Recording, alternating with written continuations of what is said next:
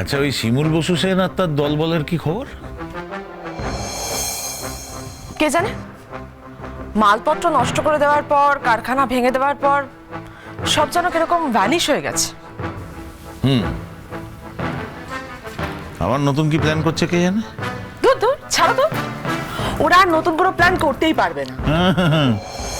অত under estimate করো না ডার্লিং। শিমুল বসু সেন অত সহজে ছেড়ে দেওয়ার পাত্রী নয়, সে লড়েই যাবে, বুঝেছো? তবে হ্যাঁ, একটা ভুল করতে দাও, আমি সোজা ওকে পুলিশে দিয়ে দেবো। ওরা আর কোনো ভুল করবে না অম্বিকেশ। হ্যাঁ, কেন জানো তো? কেন? ওরা ভয় পেয়ে গেছে। ওরা বুঝতে পারেনি যে এই সমস্ত কাজগুলো তুমি করিয়েছো। না না, বুঝতে হয়তো পেরেছে।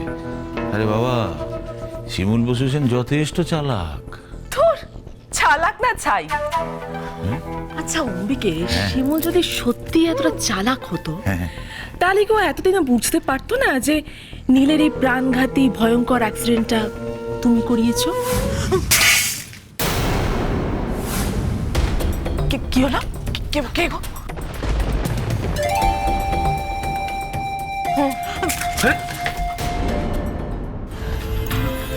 কি ব্যাপার বড় বৌদি, তুমি এখানে কি করছো? ঠাকুরজি, আমি এখান থেকে যাচ্ছিলাম, হঠাৎ করে হাত থেকে থালাটা পড়ে গেল। দেখে শুনে চলতে পারো না? মালাসিনকে এরকম কেন দেখাচ্ছে? নীলের অ্যাক্সিডেন্টের কথাটা শুনে ফেললো না তো? জানো তো রনি, মেকআপ করলে না আমাকে একেবারে অন্যরকম লাগে দেখতে। তুমি আমাকে দেখলে একদম চোখ ফেরাতেই পারবে না।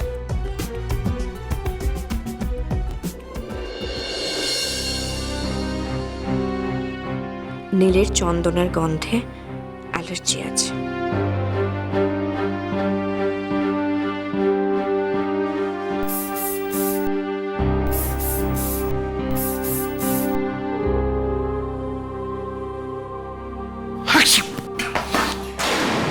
রনি, কি হলো তোমার? কি হয়েছে? স্যান্ডেলউডের গন্ধ।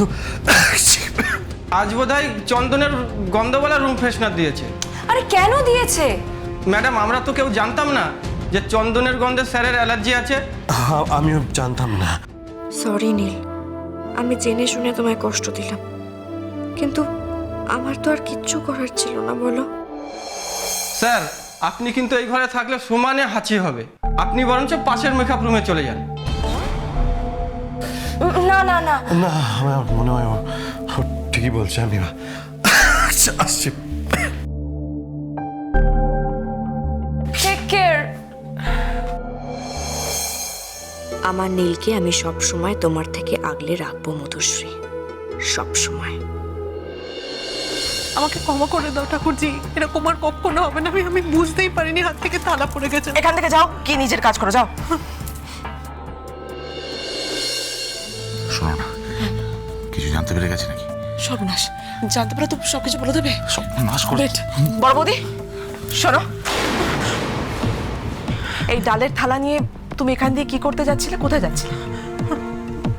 ছাদে যাচ্ছিলাম রোদে দিতে ডালগুলো। ঠিক আছে, যাও।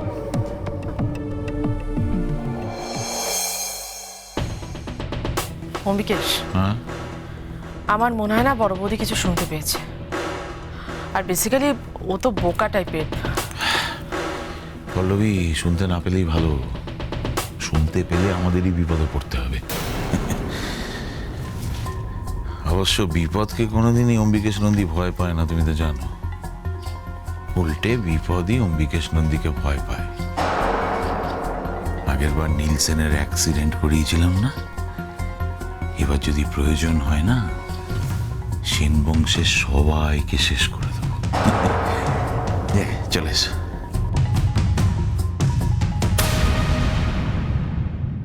শোনো, তুমি আমার শর্ট ডিভিশনগুলো কিন্তু ঠিক করে দেখিনি।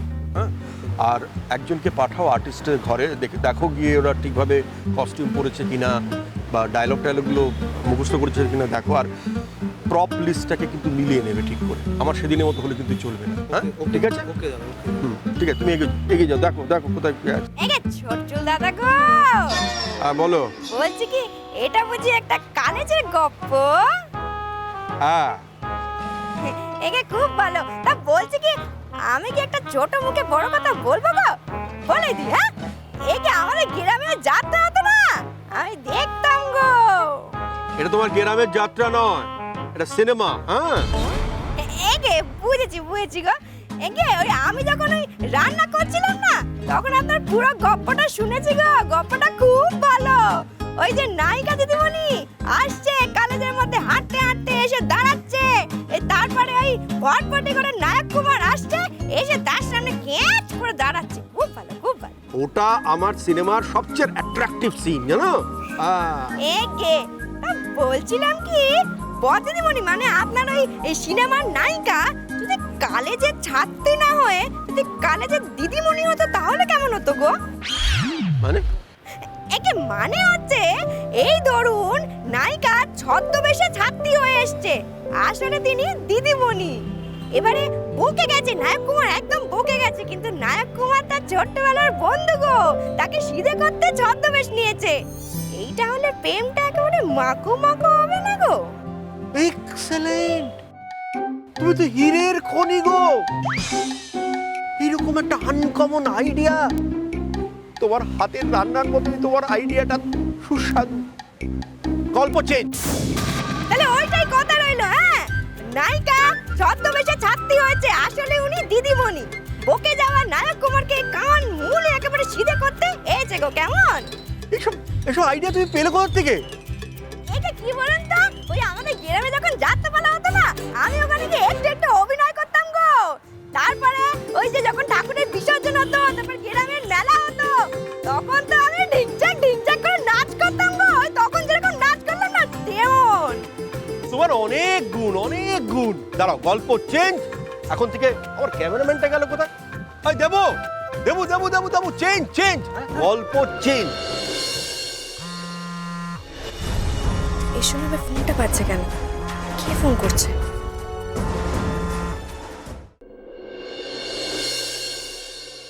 হ্যাঁ বটি বলো। দেখি তুমি কাঁদছো কেন? কি হয়েছে? আরে কি হয়েছে বলো না। তিতলি ঠিক আছে তো? কাঁদছো কেন বলো না। তোমায় কি করে আমি বলবো শিমুল? দেখো তুমি যদি এরকম ভাবে কাঁদতে থাকো, আমিও তো কিছু বুঝতে পারছি না কি হয়েছে। আর ওদিকে পল্লবীতে জামাইবাবু বুঝতে পেরে যাবে। কেউ কিচ্ছু শুনবে না, এখন বাড়িতে নেই ওই শয়তানগুলো। আচ্ছা ঠিক আছে, তুমি একটু শান্ত হও, শান্ত হয়ে বলো কি হয়েছে। শিমুল, ছোট ঠাকুরপোর ওই অ্যাক্সিডেন্টটা অম্বিকেশ আর পল্লবী করিয়েছে।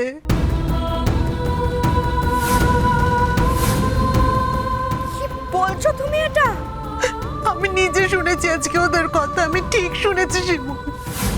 এত বড় সাহস, এতটা নীচ ওরা। আমাদের সুখ শান্তি এমনকি নীলের জীবনটা নিয়ে ওরা আমি ভাবতে পারছি না। ওরা মানুষ নয় শিমুল, ওরা একজনও মানুষ না, ওরা খুনি। আচ্ছা শোনো, তুমি ফোনটা রাখো। তুমি নিজে খুব সাবধানে থাকবে, ঠিক আছে? আমি রাখছি ফোনটা।